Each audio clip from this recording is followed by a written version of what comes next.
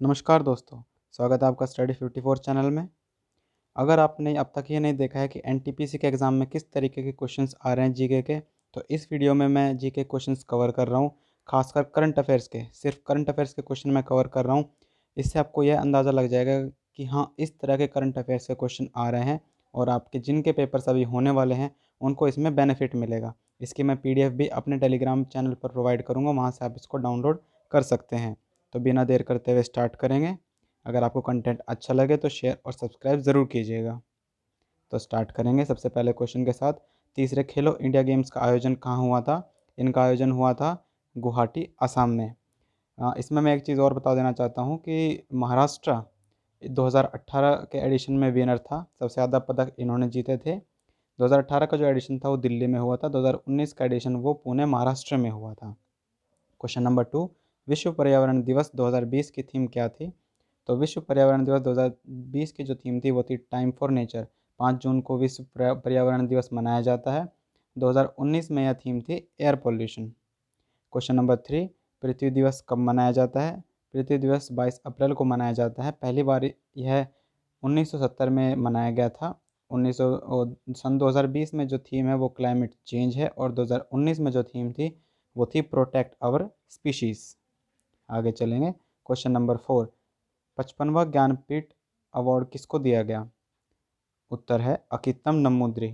ये मलयालम के बहुत ही प्रसिद्ध कवि हैं, अकित्तम अचित्तम नम्बूदिरी। इनको ज्ञानपीठ अवार्ड तो मिला ही है, इसे अंग्रेजी में ज्ञानपीठ अवार्ड भी कहते हैं। और नम्बूदिरी जी को पद्मश्री अवार्ड भी मिल चुका है। क्वेश्चन नंबर 5, पहली वंदे भारत एक्सप्रेस किन दो शहर के बीच चलाई गई? इसका सही जवाब है दिल्ली वाराणसी। आपको बता दूं कि जो वंदे भारत एक्सप्रेस है ये बनी है इंटीग्रल कोच फैक्ट्री में। और अगर आप कंपटीशन की तैयारी कर रहे हैं तो आपको पता होना चाहिए इंटीग्रल कोच फैक्ट्री के जो जो फैक्ट्री है वो चेन्नई में स्थित है। ये फरवरी 2019 में वंदे भारत एक्सप्रेस लॉन्च की गई थी और इसकी जो ऑपरेटिंग स्पीड है वो 160 किलोमीटर प्रति घंटे की है। अगला सवाल सुकन्या समृद्धि योजना से संबंधित था। तो इस योजना से संबंधित जानकारी ये है कि यह लड़कियों के लिए होती है और ये 2015 में मोदी जी के द्वारा लॉन्च की गई थी और ये बेटी बचाओ बेटी पढ़ाओ अभियान का एक हिस्सा है। आगे चलेंगे। क्वेश्चन नंबर 7, किस बैंक का विलय बैंक ऑफ बड़ौदा में किया गया? तो इसका जवाब है विजया बैंक और देना बैंक। इसमें बता दूं कि सरकार बहुत बड़े बड़े बैंकों का मर्ज कर रही है, यानी कि विलय कर रही है, ताकि अ, उनसे एक बड़ा संगठित बैंक बनाया जा सके। जैसे अभी हाल ही में PNB, oriental bank of commerce और यूनाइटेड बैंक ऑफ इंडिया का भी विलय की घोषणा हुई थी। 2020 का अर्थशास्त्र का नोबेल किसे दिया गया? तो इसका सही जवाब है पॉल आर मिलग्रोम और रॉबर्ट बी विल्सन को। इन दो व्यक्तियों को यह 2020 का अर्थशास्त्र का नोबेल दिया गया था और इन्हें दिया गया था ऑक्शन थ्योरी से संबंधित। ऑक्शन थ्योरी आप जानते हैं, बोली बोली लगती है जब कोई सामान बिकता है, तो ऑक्शन थ्योरी। और उसमें बहुत से इम्प्रूवमेंट इन्होंने किए थे और नए ऑक्शन फॉर्मेट ये लेकर आए थे। अगर आप अंग्रेज़ी कोई चैनल देखते हो जैसे हिस्ट्री चैनल वगैरह है, तो वहाँ पर बहुत से सीरीज़ आजकल बहुत आ रही हैं जिनमें ऑक्शन नए नए तरीके दिखाते हैं ऑक्शन के। तो ये सब वहीं से आए हैं और इससे इकोनॉमी को एक बूम मिला है, जिसकी वजह से इनको इकोनॉमिक्स का नोबेल पुरस्कार दिया गया। क्वेश्चन नंबर 9, 2020 का फिल्म फेयर अवार्ड किस मूवी को दिया गया? इसका जवाब है गली बॉय। सन 2020 का फिल्म फेयर का बेस्ट मूवी का अवार्ड गली बॉय को दिया गया। और यही नहीं, इस मूवी ने बहुत से अनेकों सेक्शंस में अवार्ड जीते थे। ये जो सेरेमनी हुई थी ये गुवाहाटी में हुई थी, पहली बार गुवाहाटी 2020 में। बेस्ट डायरेक्टर का अवार्ड जोया अख्तर को मिला इसी मूवी के लिए, गली बॉय के लिए। बेस्ट एक्टर रणवीर सिंह इसी मूवी के लिए। बेस्ट एक्ट्रेस आलिया भट्ट इसी मूवी के लिए। इसमें एक और अवार्ड मैं बताते चलूँ, लाइफ टाइम अचीवमेंट अवार्ड जो है वो रमेश सिप्पी जी को मिला। बहुत ही प्रसिद्ध वो एक शख्सियत हैं बॉलीवुड में। आगे बढ़ेंगे। क्वेश्चन नंबर 10, कुटुम्बश्री योजना किस राज्य ने चलाई? तो कुटुम्बश्री योजना यह केरल राज्य के द्वारा चलाई गई थी। ये महिला सशक्तिकरण से संबंधित एक प्रोजेक्ट था जो कि केरल सरकार ने चलाया और काफ़ी सक्सेसफुल भी हुई है योजना। Question number 11, smart city project के पहले चरण में कितनी सिटीज़ को चुना गया था? तो इसका सही जवाब है 20। 2015 में यह योजना लॉन्च हुई थी और तब इसको जिस नाम से लॉन्च किया गया था वो था 100 स्मार्ट सिटीज़ मिशन। तो कई राउंड होने थे जिसमें, और पहले राउंड में 20 शहरों को चुना गया था, दूसरे राउंड में 13 शहरों को चुना गया, तीसरे में 27 को, और चौथे में 30 को। फिर एक पाँचवें चरण भी हुआ जिसमें 10 शहरों को चुना गया, और फिर सभी को मिलाकर टोटल 100 शहर हो गए थे। क्वेश्चन नंबर 12, स्वर्णिम चतुर्भुज किसने शुरू किया? स्वर्णिम चतुर्भुज शुरू किया था प्रधानमंत्री अटल बिहारी वाजपेयी ने अपने 2001 के कार्यकाल में। 2001 में जब ये प्रधानमंत्री थे तब इन्होंने लॉन्च किया था। ये जो योजना है ये भारत के चारों प्रमुख मेट्रो शहरों को आपस में जोड़ने की एक योजना थी, रोड, रेलवे और जो बाकी यातायात के साधन हैं उनसे, ताकि यहाँ तक इन चारों जगहों तक आपस में पहुँचना आसान हो सके। यह अब भी चालू है और नए नए रास्ते 4 लेन 6 लेन हाई एक्सप्रेसवेज बन रहे हैं जो इन्हें आपस में और ज़्यादा अच्छे से कनेक्ट करेंगे। आगे चलेंगे। क्वेश्चन नंबर 13, इसरो का मार्स ऑर्बिटर मिशन कब लॉन्च किया गया? इसरो का मार्स ऑर्बिटर मिशन लॉन्च किया गया था 5 नवंबर 2013 को। इसे हम मंगलयान के नाम से भी जानते हैं, और भारत दुनिया का पहला ऐसा देश बना जिसने पहली ही बारी में यह कारनामा कर दिखाया था। अमेरिका और रशिया के भी वहाँ पर सैटेलाइट्स हैं, लेकिन पहली बारी में वो ये अचीवमेंट नहीं कर पाए थे। इंडिया ने यह अचीव किया, और एशिया का पहला कंट्री है इंडिया जिसने यह कारनामा करके दिखाया। क्वेश्चन नंबर 14, तेलंगाना के राज्यपाल कौन हैं? तेलंगाना के राज्यपाल हैं तमिलसाई सुंदरराजन। ये एक महिला है, इंडियन मेडिकल, एक मेडिकल डॉक्टर हैं और बीजेपी पार्टी से यह ताल्लुक़ रखती हैं। क्वेश्चन नंबर 15, राजीव गांधी खेल रत्न अवार्ड 2020 किसको दिया गया? तो एक को नहीं है, 5 लोगों को दिया गया, जिनके नाम है रोहित शर्मा, आप जानते हैं क्रिकेट से, रानी रामपाल हॉकी से हैं, विनेश फोगाट ये रेसलिंग से हैं, एम थंगवेलु ये पैरालंपिक हाई जंपर हैं, और मनिका बत्रा ये टेनिस टेनिस से ताल्लुक़ रखते हैं। क्वेश्चन नंबर 16, जापान के शाही परिवार में एक नए युग की शुरुआत हुई है। जी हाँ, उस युग का नाम है रैवा, और जो पुराने जो राजा थे, राजा अकिहितो, उनके युग का नाम था हेइसेई। वो 31 सालों तक उन्होंने राज किया, और फिर ज़्यादा उम्र होने की वजह से, तबीयत ख़राब रहने की वजह से उन्होंने अपनी गद्दी छोड़ी, और उनके बाद उनके सबसे बड़े बेटे नारुहितो ने गद्दी संभाली, और उनके बड़े बेटे के गद्दी संभालने के बाद जापान में नए युग का नामकरण हुआ, जिसका नाम रखा गया रेवा। इसका मतलब होता है ऑर्डर। क्वेश्चन नंबर 17, यूएनओ के महासचिव कौन है? ये तो आसान सवाल है। यूएनओ के महासचिव एंटोनियो गुटरेस हैं। ये पुर्तगाली पॉलिटिशियन और डिप्लोमेट हैं। तो अब तक 17 क्वेश्चन हो गए। आप देख रहे होंगे कि क्वेश्चन कैसे आ रहे हैं। गवर्नर्स, महासचिव, गेम, स्पोर्ट्स, करंट अफेयर पिछले 8 से 1 साल तक के पूछे जा रहे हैं, तो आप इन पर अपना फोकस बनाए रखिए। आगे कंटिन्यू करेंगे। क्वेश्चन नंबर 18, केरल के मुख्यमंत्री कौन है? केरल के मुख्यमंत्री हैं पी विजयन। पी विजयन केरला के 12वें मुख्यमंत्री हैं, और यह जिस पार्टी से आते हैं वो लेफ्ट डेमोक्रेटिक फ्रंट। ये हाल ही के दिनों में एक ट्रेंड बना है पूरी दुनिया में कि लेफ्ट वर्सेस राइट हो रहा है, लिबरल वर्सेस कंजर्वेटिव हो रहा है। ये दो तरह की विचारधारणाएं दुनिया में चल रही हैं। आगे चलेंगे। क्वेश्चन नंबर 19, PMKVY कब शुरू हुई? यह है प्रधानमंत्री कौशल विकास योजना। यह शुरू हुई थी 2015 में। इसमें युवाओं को निःशुल्क प्रशिक्षण दिया जाता है। ये आता है आपका ministry of skill development and entrepreneurship के अंतर्गत। इसको लॉन्च किया था प्रधानमंत्री मोदी ने। क्वेश्चन नंबर 20, RBI के गवर्नर कौन है? RBI के गवर्नर हैं शक्तिकांत दास। यह 1980 बैच के IAS ऑफिसर हैं, तमिलनाडु कैडर से। भारत के 25वें गवर्नर हैं, और इनसे पहले जो गवर्नर थे वो थे उर्जित पटेल। क्वेश्चन नंबर 21, पद्मश्री दिए गए ऑप्शन में से किसको नहीं मिला है? ऑप्शन दिए गए होंगे पेपर में, तो उसमें से पूछा गया था। हालांकि ऐसा क्वेश्चन पेपर में कम ही आते हैं, या फिर बच्चों को अटकाने के लिए, परेशान करने के लिए दिए जाते हैं, क्योंकि 118 लोगों को 2020 में पद्मश्री अवार्ड मिला है, तो आप हर किसी को तो याद नहीं रख सकते। हाँ, आप कभी कभी पढ़ लिया किसी के बारे में, हाँ इनको मिला है इस अचीवमेंट के लिए, पर इतने सारों को याद रखना मेरे हिसाब से थोड़ा मुश्किल रहेगा। आप पद्म विभूषण और भारत रत्न इनको ज़्यादा आसानी से याद रख सकते हैं। क्वेश्चन नंबर 22, शिक्षा मंत्री कौन है? हमारे शिक्षा मंत्री है रमेश पोखरियाल निशंक। यह मानव संसाधन मंत्रालय के मंत्री रहे, फिर मानव संसाधन मंत्रालय का नाम चेंज कर एजुकेशन मिनिस्ट्री हो गया। ये अब एजुकेशन मिनिस्टर हैं। सबसे लंबी सड़क सुरंग कौन सी है? ये है अटल टनल। ये एक हाईवे टनल है, रोहतांग दर्रे पर यह बनी गई है। पूर्वी पीर पंजाल रेंज पर, हिमालय में, लेह मनाली हाईवे पर, हिमाचल प्रदेश, भारत में।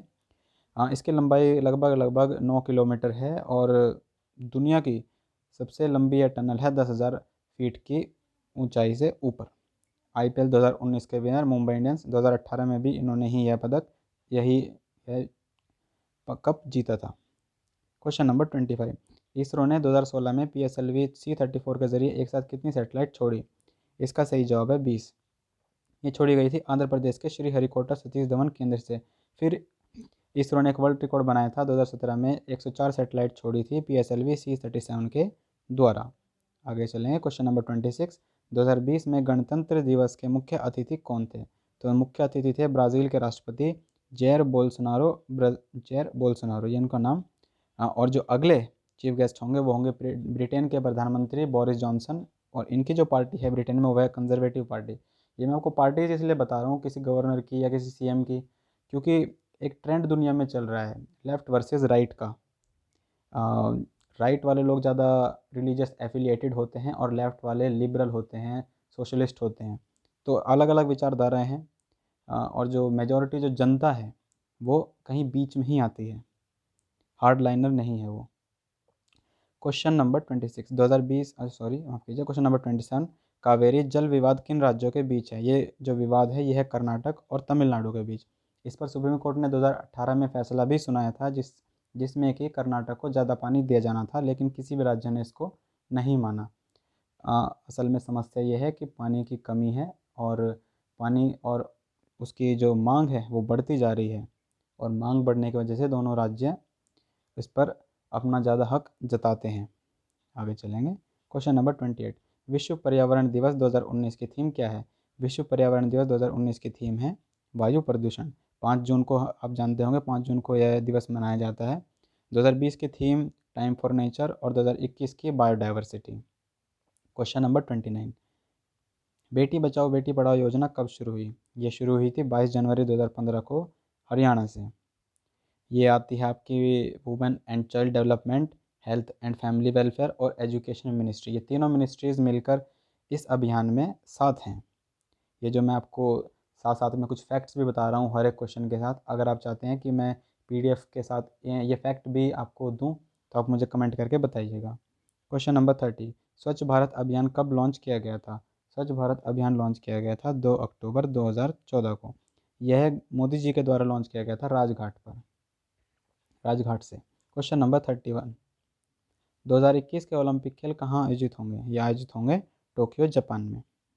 क्वेश्चन नंबर 32, भारत का 29वां राज्य कब बना था? तो ये बना था 2014 में, और राज्य था तेलंगाना।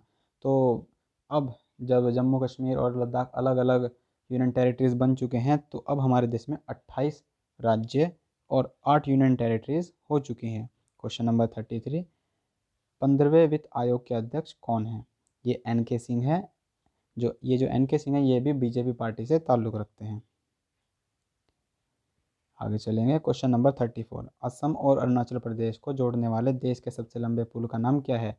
तो इस पुल का नाम है बोगीबील पुल, और ये बना है ब्रह्मपुत्र नदी के ऊपर। भारत के सन मिशन का नाम क्या है? भारत के सन मिशन का नाम है आदित्य L1। ये जो मिशन है ये सूरज की परतों का निरीक्षण करेगा और वहाँ से डेटा यहाँ पर हमारे देश में भेजेगा, जिससे कि साइंटिस्ट इसके ऊपर रिसर्च करेंगे। क्वेश्चन नंबर 36, 2018 में कौन सी सैटेलाइट भेजी गई थी? तो ये सैटेलाइट से रिलेटेड क्वेश्चंस काफ़ी आ रहे हैं, तो आप इसको कुछ पढ़ के जाइएगा। एक क्वेश्चन ऐसा भी कुछ आया था कि पहली भारत की कम्युनिकेशन सैटेलाइट कौन सी थी? तो वो एप्पल थी, APPLE, अरियाना पेलोड ऐसे कुछ उसका नाम था, तो अभी थोड़ा ध्यान नहीं आ रहा है।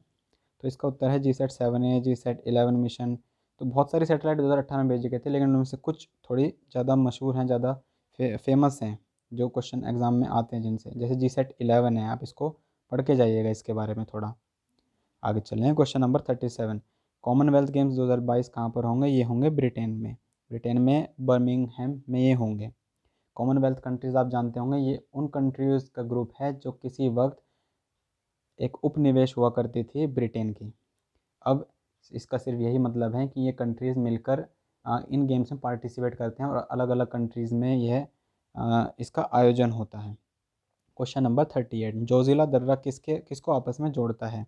तो जोजिला दर्रा जो है वो लद्दाख और कश्मीर को आपस में जोड़ता है। क्वेश्चन नंबर 39, कौन सी सरकारी योजना का नाम गिनीज बुक में दर्ज है? जो जन धन योजना है ये Guinness book of world record में दर्ज हुई। इसके बाद प्रत्यक्ष हस्तांतरण लाभ, इसे पहल कहते हैं, और डीबीटी डायरेक्ट बेनिफिट ट्रांसफ़र कहते हैं इंग्लिश में, ये भी फिर Guinness book of world record में दर्ज की गई। आगे चलेंगे। क्वेश्चन नंबर 40, निपाह वायरस किस राज्य से फैलना शुरू हुआ? भारत में ये वायरस फैलना शुरू हुआ था केरल से।